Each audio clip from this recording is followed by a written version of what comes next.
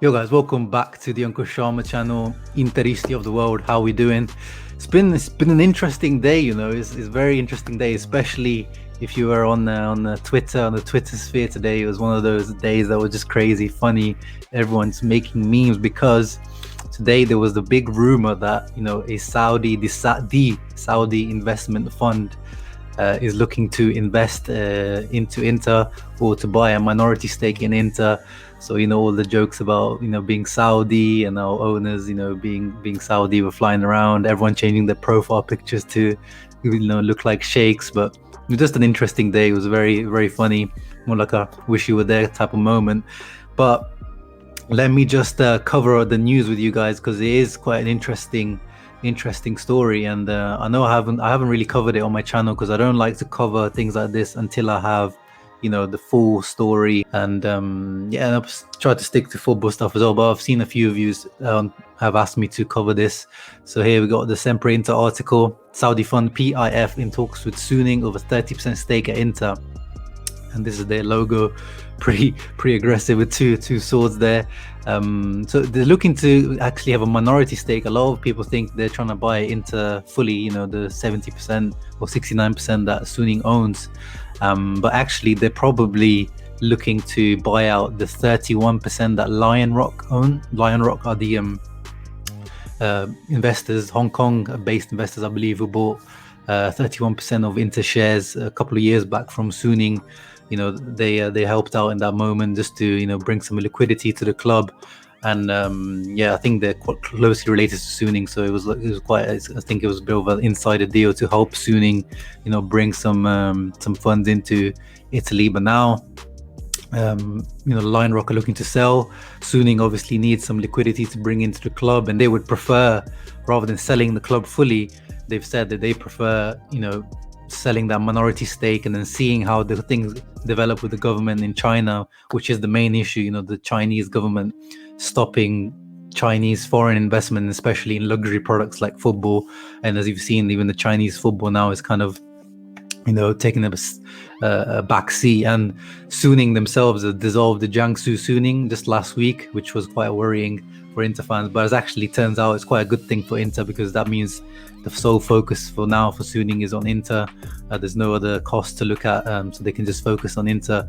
But there's definitely stuff going on, and as the article says, Saudis, they're the ones that tried to buy Newcastle a few months ago, last year. Didn't quite go through.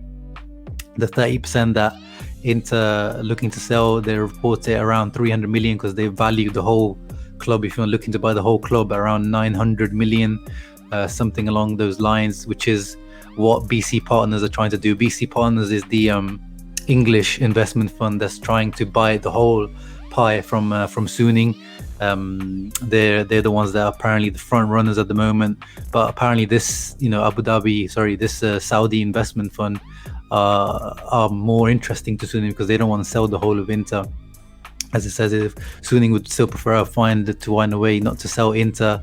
And as Ben Jacobs there confirms the story from the Gazzetta, Yasir Al Rumayyan involved in talks. I'm not sure what that means. I'm guessing he's an important guy. But yeah, up to 30% investment.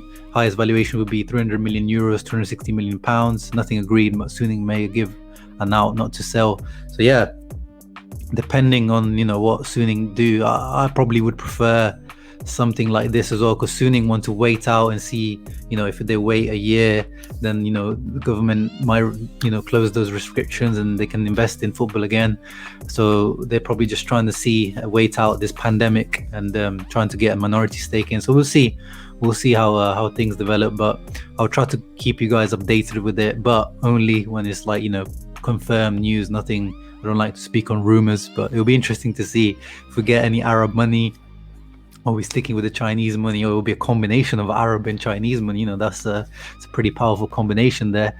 But that's it in terms of that rumor. Those news ownership that needs to be sorted out as soon as possible. Really, there's a big cloud hanging over Conte and his boys, and it's actually Conte's done really, really well actually to keep all these types of things away from the pitch. It's very easy for players.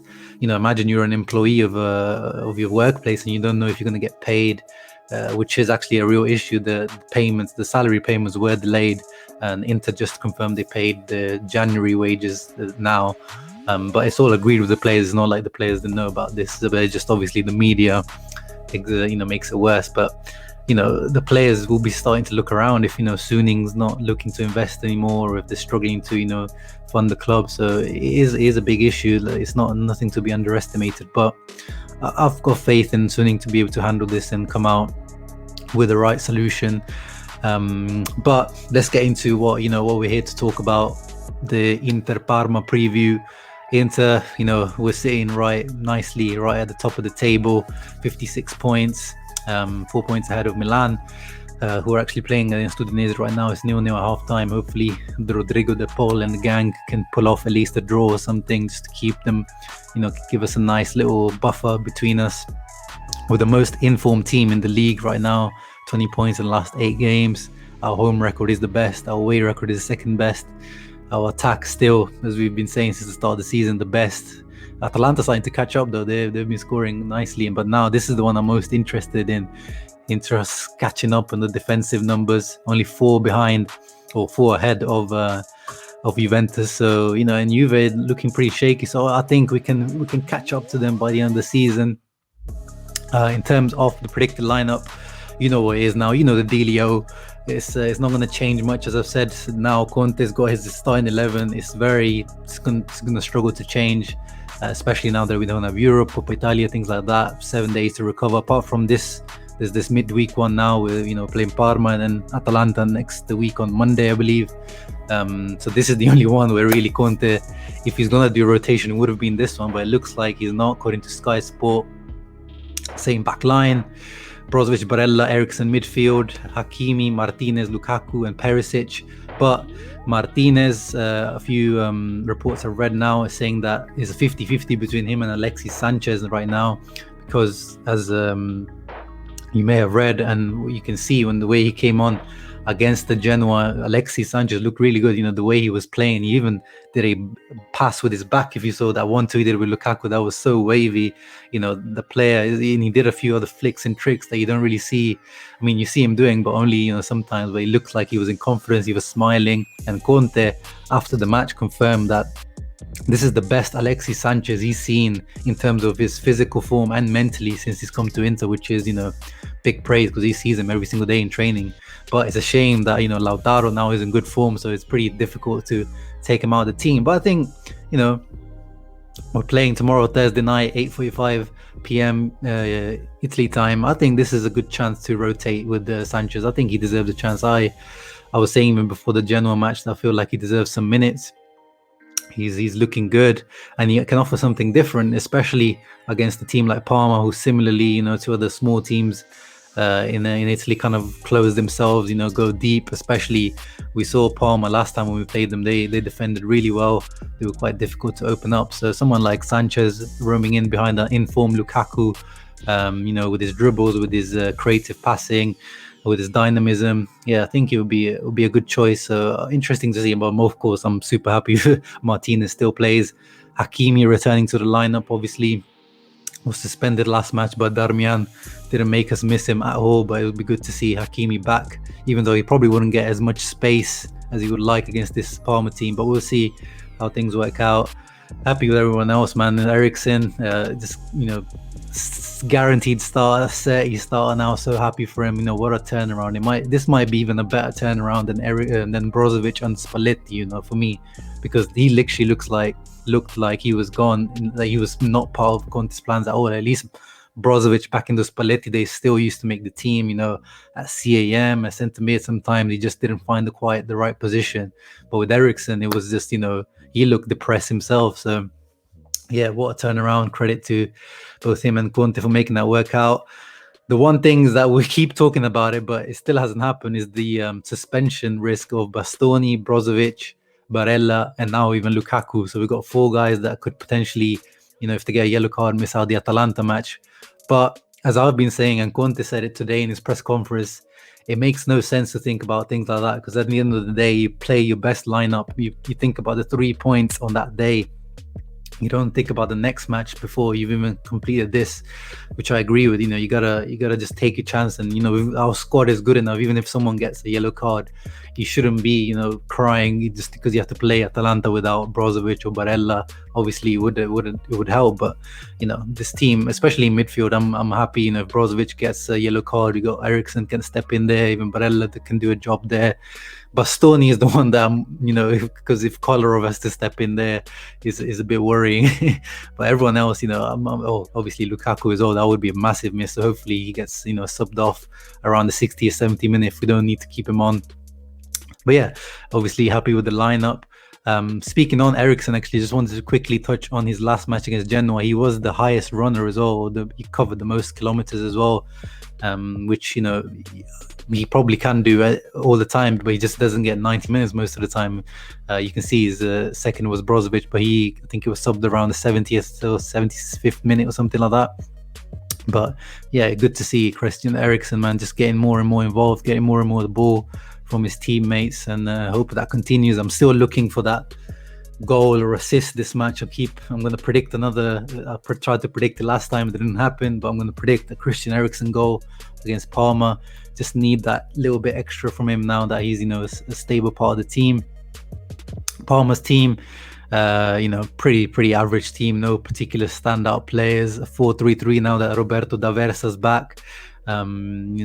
Liverani before used to play more of like a 3-5-2, but also 4-3-3 was a bit weird. But D'Aversa is definitely a much more defensive coach compared to Liverani. The main player to watch out really for is Jan Karamo. We know all about him.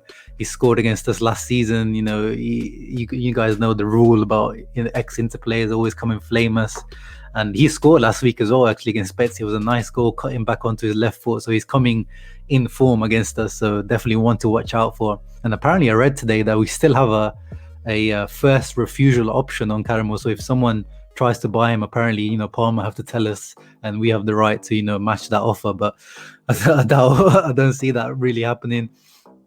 But yeah, apart from that, not much it's a very, very average Parma team, not like in previous years.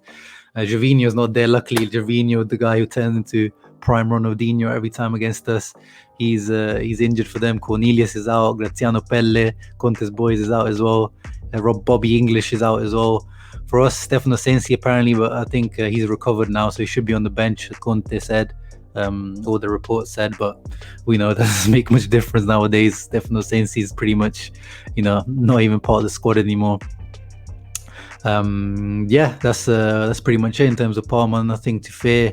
Just gotta make sure, same as the Genoa game, really, get that early goal like Lukaku got, 33 seconds, go out there and kill them straight away. No mercy. Don't try to feel yourself into the match. There's nothing to feel about this match. Just go straight in and try to kill them straight away.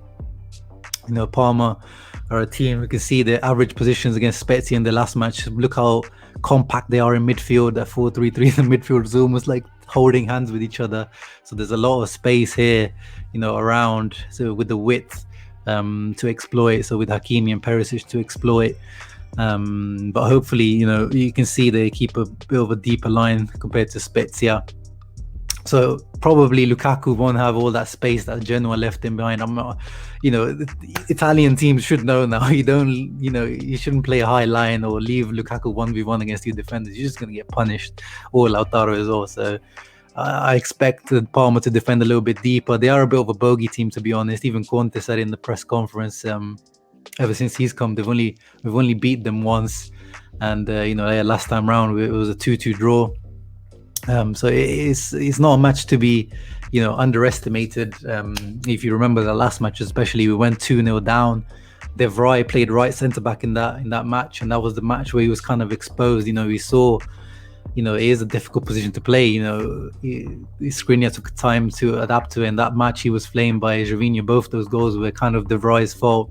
So that's the only reason why I say that overall in the season, I'm rating Skriniar higher than De Vrij, just because of consistency. And I don't remember a match where he was at fault for 2 goals, whereas De Vrij was in that match. But there's no criticism on De Vrij. It can happen. But that time he played with Ranocchi. I think Kolarov even played that match. Perisic, I think, got a goal that match. Brozovic got a goal as well from outside of the box. It was a nice goal, but we were still playing that 3-4-1-2. Our balance was all over the place, and yeah, I'm much more confident this time round that we'll get the win. I'm predicting a 2-0 victory for Inter, another clean sheet, Christian Eriksen goal, and a goal from a set piece, I think, from De Vrij or someone like that. 2-0 for Inter. Let me know in the comments below what your thoughts are. Would you start Sanchez? Would you start Lautaro Martinez? Would you change around in midfield? Would you throw in Arturo Vidal, who's supposed to be recovered now from his injury fully? And what do you make of the whole ownership situation? What do you make of the Saudi investment fund maybe buying out Inter? Let me know in the comments below. Make sure to leave a thumbs up and subscribe, and I'll see you for the post-match tomorrow of Inter versus Parma. Ciao ragazzi, and Forza Inter.